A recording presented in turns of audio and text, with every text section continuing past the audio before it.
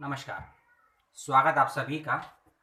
और इस वीडियो में बात थोड़ी सैड है, परेशान करने वाली है मुझको भी और सुनने वाले सभी लोगों के लिए। इस वीडियो को वह लोग ज़रूर देखें जो शिक्षा से संबंध रखते हैं, या शिक्षक हैं, या स्टूडेंट हैं, या रिसर्चर हैं, या फिर स्कॉलर हैं किसी भी कंट्री के, लेकिन एकेडमिक जगत से, शिक्षा जगत से रखते हैं संबंध। जी हाँ।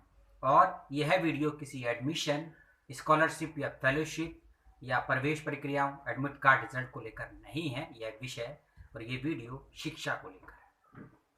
आज का मेरा पहला वीडियो आपने देखा होगा जो मैंने एक त्योहारों को लेकर बनाया था, जिसमें मैंने दिया था कि त्यौहार कहीं ये आपकी तेरहवीं का कारण ना बन जाए। उस वीडियो का अंत मैंने किसी व्यक्ति की मौत से किया था, और इस वीडियो की शुरुआत भी उसी व्यक्ति के लिए करेंगे हम।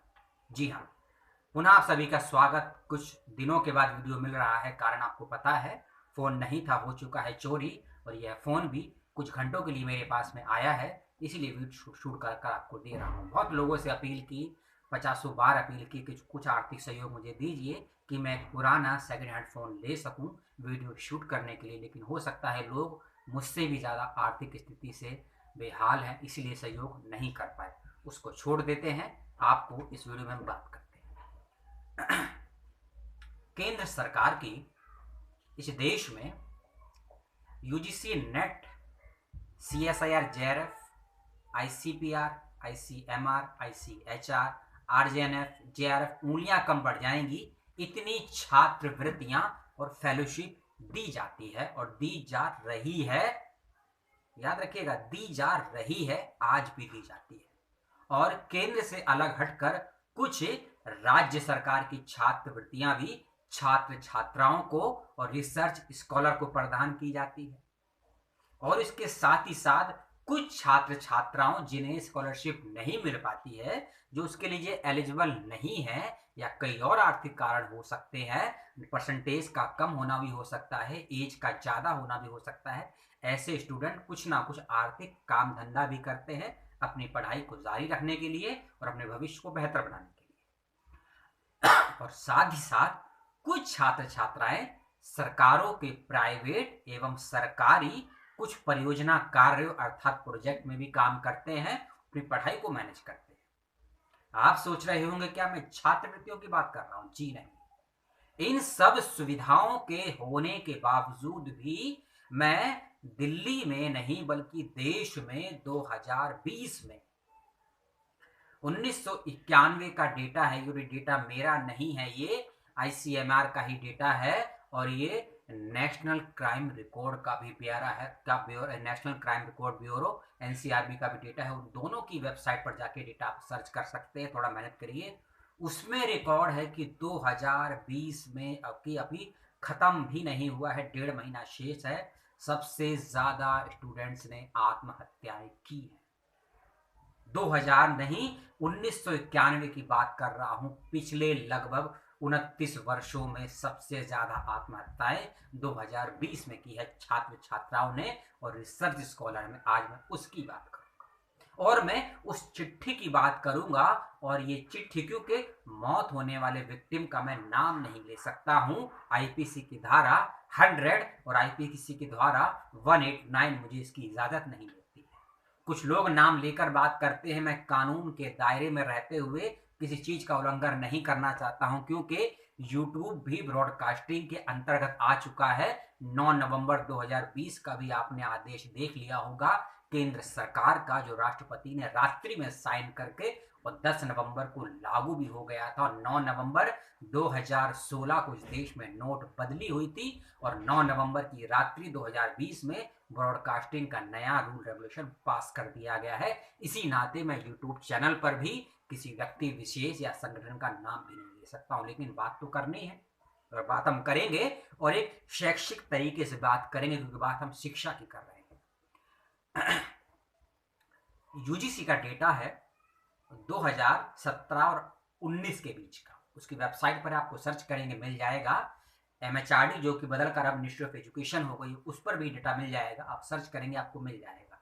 लिंक उस समय का आपको मैं मौजूद करा दूंगा, जिसमें ये रिकॉर्डेड है ग्रेजुएशन स्तर पर दिल्ली जैसे शहर में लगभग 2017 से लेकर 19 के मध्य में 7 लाख लोगों ने रजिस्ट्रेशन करवाया स्कॉलरशिप के लिए, जो योग्य पाए गए।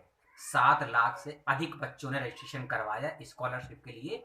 ग्रेजुएशन स्तर पे, मैं मास्टर्स और रिसर्च यानी कि एमफिल पीएचडी डीलिट की बात नहीं, मैं केवल ग्रेजुएशन की बात कर रहा हूँ। उन 7 लाख से अधिक बच्चों पर केंद्र सरकार ने जो पैसा दिया स्कॉलरशिप के नाम पर, वह संख्या तो मैं नहीं बता सकता हूँ आपको, थोड़ा रिस्ट्रिक्टेड मामला है, लेकिन मैं पर्टिकुलरली एक बच्चे को कितना दिया गया, अगर मैं गलत हूं तो कमेंट करके बताइएगा और सही डेटा मुझे आप दीजिएगा। उन 7 लाख बच्चों को जो स्कॉलरशिप के लिए पैसा सेंक्शन हुआ, वह था एक बच्चे पर एक महीने का 70 रुपए, 70। उन 7 लाख से अधिक बच्चों को एक महीने का 70 रुपए स्कॉलरशिप दे रहे हैं, और आप कह रहे हैं कि हम आर्थिक रूप से बच्चों का भविष्य का बेहतर निर्वहन कर रहे हैं शिक्षा जगत में। थोड़ा और ऊपर जाते हैं। यूजीसी का 2019 का डेटा लीजिए अब आप, 19 से 20 का डेटा, क्योंकि 19 के बच्चों ने अप्लाई किया था और 20 के अगस्त और कुछ लोगों को जुलाई तक स्कॉलरशिप मिली थी, लेकिन नहीं मिली है कुछ कारणों से। इस बात को समझिए। तो उस कंडीशन में दिल्ली में लगभग 3 लाख से अधिक बच्चों ने अप्लाई किया था स्कॉलरशिप के लिए। दिल्ली विश्वविद्यालय के कॉलेजों की बात कर रहा हूं मैं, जेएनयू, जामिया, इग्नू, आईपी और अंबेडकर विश्वविद्यालय की बात नहीं, मैं केवल दिल्ली विश्वविद्यालय की बात कर रहा हूं। 3 लाख से अधिक बच्चों ने बीए हो, बीकॉम हो, बीएससी हो, इसके फर्स्ट ईयर में अप्लाई किया था स्कॉलरशिप के लिए, और उन 3 लाख में से लगभग 2,27,000 बच्चों का सिलेक्शन भी हो गया स्कॉलरशिप के लिए, लेकिन पैसा नहीं आ पाया। लेकिन इन 2,27,000 बच्चों का जो सिलेक्शन हुआ, यह भी सरकार का ही डेटा है, वेबसाइट पे सर्च करेंगे आपको मिल जाएगा। एक बच्चे को कितना मिलता है मालूम है? जो पैसा सेंक्शन हुआ है, अगर वो पैसा मिल जाए तो और बड़ी बात है, वह है 113 रुपए एक महीने का स्कॉलरशिप का पैसा मिलेगा बच्चों को। और इस सरकारी तंत्र में पैसा मिलना एक बहुत बड़ी चीज है, लेकिन पैसे को कागजों पर दे देना बहुत इजी चीज है, बहुत आसान चीज है। उस बच्ची ने जो सुसाइड किया 2 नवंबर को, वीडियो मिल रहा है 14 नवंबर को, 2 हफ्ते के बाद कल उसकी होगी 13वीं।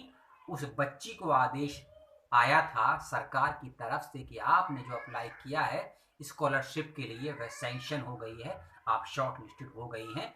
अगस्त के महीने में उसको यह मेल के माध्यम से सूचना मिल चुकी थी। लेकिन ऐसा क्या हो गया कि उस बच्ची ने, उस मेरी बहन ने, मेरी साथी ने 2 नवंबर को सुसाइड अटेम्प्ट कर लिया और एक चिट्ठी लिखकर छोड़कर चली गई। और वह चिट्ठी किसके लिए थी, क्यों लिखी गई थी, क्या था उस चिट्ठी में, थोड़ी सी बात उसकी भी करेंगे।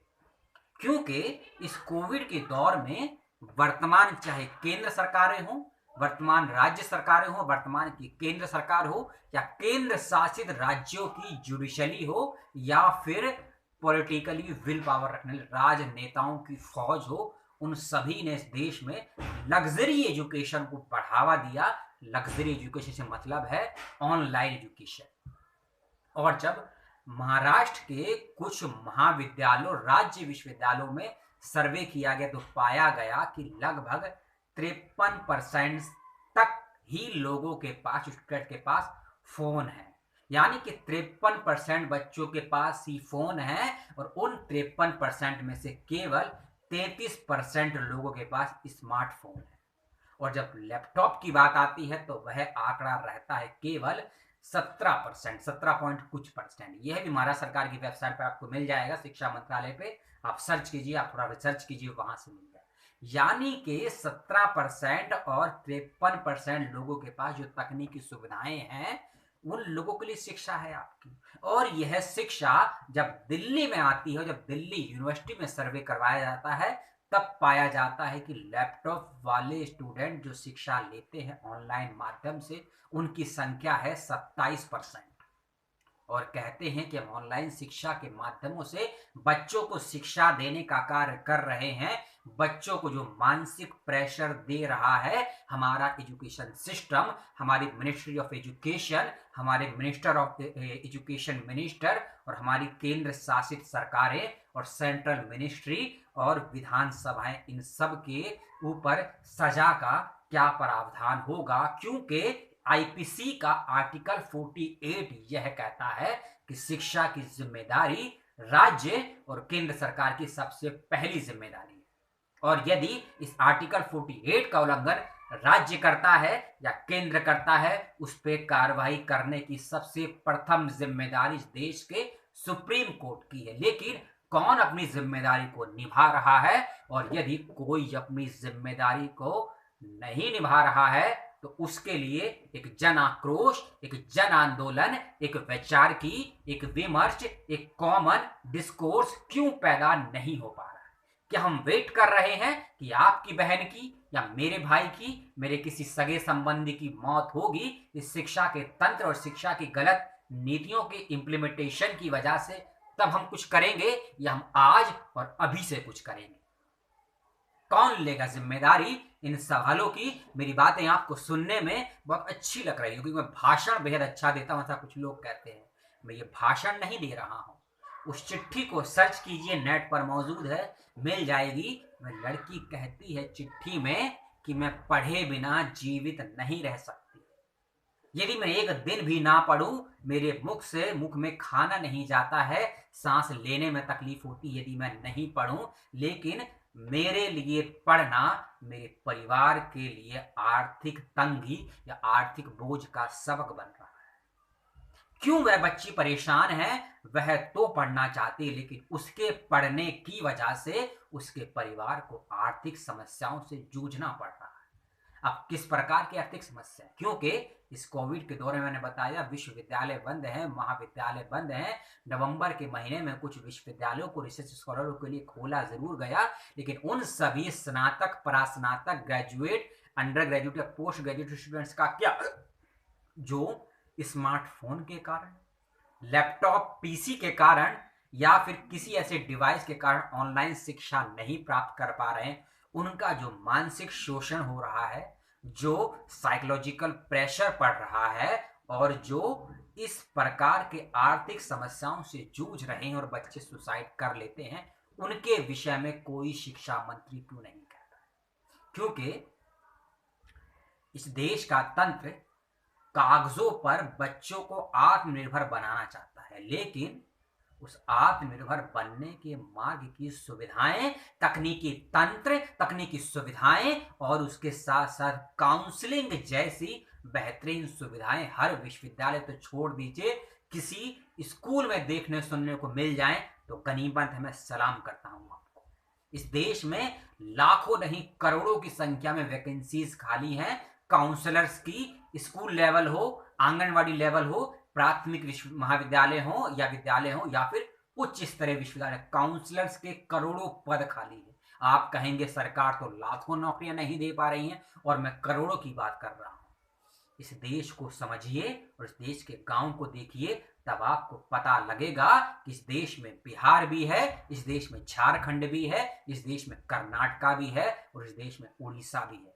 ये 4-5 राज्यों के जगहों के मैंने नाम लिए। यहाँ के बच्चे पढ़ने के लिए दिन में काम करते हैं, शाम को घर को देखते हैं, रात में पढ़ाई करते हैं और सुबह पार्ट टाइम जॉब भी करते हैं, और तब जाके पढ़ते हैं। लेकिन मानसिक रूप से इतने मजबूत हैं, किसी भी सरकार से सवाल करने से नहीं कतराते हैं। लेकिन साले हम हरामी दोगले लोग, कुछ गिने चुने संस्थानों के लोग जब सरकार के खिलाफ बात उठाते हैं, हम ही अपने आप को बुद्धिजीवी समझने वाले लोग ऐसे लोगों को राजनेता कह देते हैं। ये लोग तो राजनीति कर रहे हैं, शिक्षा की नीतियों का विरोध करने के लिए ही विरोध कर रहे हैं।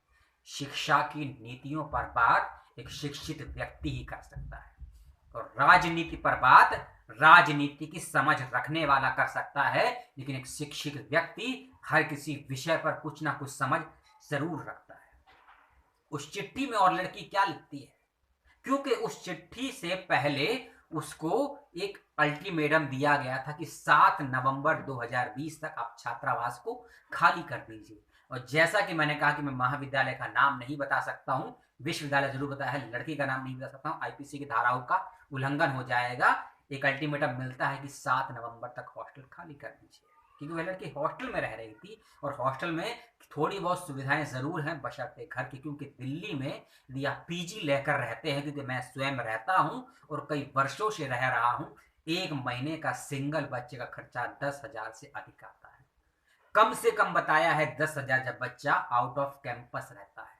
और इस कोविड के दौर में वह खर्चा 150 गुना बढ़ गया है। उस दौर में वह लड़की 2 नवंबर को सुसाइड अटेम्प्ट कर लेती है, हाथ में चिट्ठी छोड़कर चली जाती है। अब आप सोचिए, राज्य हो या केंद्र हो या सरकारी एनजीओ हो या प्राइवेट संस्थाएं, जो ये स्कॉलरशिप, फेलोशिप, सरकारी योजनाओं के नाम पर, प्रोजेक्ट के नाम पर जो बच्चों को पैसा दिया जाता है, कागजों पर यदि वह पैसा बच्चों को मिल जाए तो बच्चे क्या मानसिक रूप से परेशान होंगे? और यदि बच्चे मानसिक रूप से परेशान नहीं होंगे तो क्या ये आत्महत्या जैसा घृणित कार्य करेंगे? और यदि किसी बच्चे को सिस्टम, सरकार, व्यवस्थाएं मजबूर करती हैं सुसाइड करने के लिए, तो उन सिस्टम, व्यवस्थाओं, सरकारों पर किस धारा के तहत केस होना चाहिए? अगर कोई जज, कोई वकील, कोई अधिवक्ता, प्रवक्ता इस वीडियो को देख रहा है तो जरूर पीआईएल फाइल करे। आईपीएल की बात नहीं कर रहा हूं, पीआईएल की बात कर रहा हूं मैं। उसके बारे में मुझे बताए और केस फाइल करे। यदि नहीं है आप में क्षमताएं तो मुझे बताएं, मैं करता हूं पीआईएल। क्योंकि मैं स्वयं जिस विश्वविद्यालय से संबंध रखता हूं, जो लोग जानते हैं, मेरे विश्वविद्यालय का नाम जानते हैं, मुझे स्वयं पिछले 18 महीने यानी कि 1.5 साल से छात्रवृत्ति, शोध छात्रवृत्ति प्राप्त नहीं हुई। तो क्या मैं भी आत्महत्या कर लूं?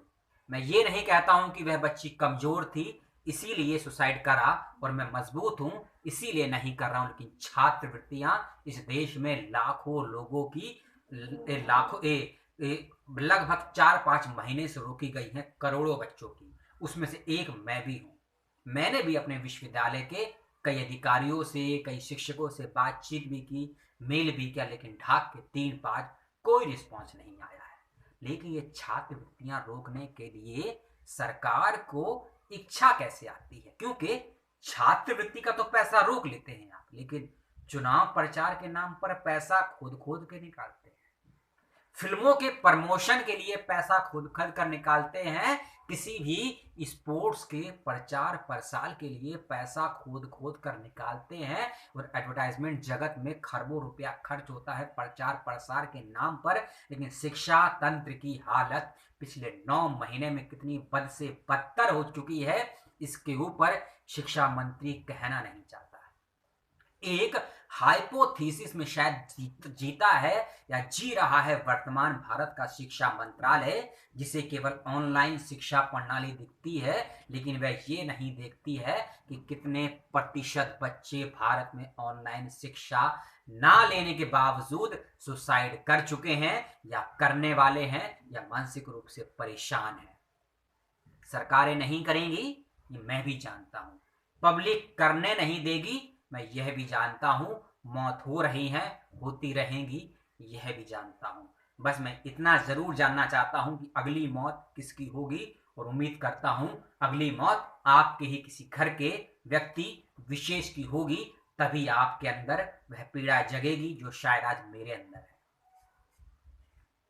जैसा कि मैंने कहा कि मैं स्वयं छात्रवृत्ति रहित स्कॉलर हूं और सभी जानते हैं, कारण कई है, उसके जिम्मेदार मैं भी हूं, प्रशासन भी है, तो सिर्फ जिम्मेदारी मैं किसी पर एक पर नहीं थोपना चाहता हूं। लेकिन जो विद्यार्थी का हक है, जिस मेहनत से वह शोधार्थी बना है, विद्यार्थी बना है, उसको जो मिलना चाहिए वह सिस्टम क्यों नहीं दे पा रहा है, और जो उसको मिल रहा है उसको रोकता क्यों है सिस्टम, मैं यह भी जानना चाहता हूं।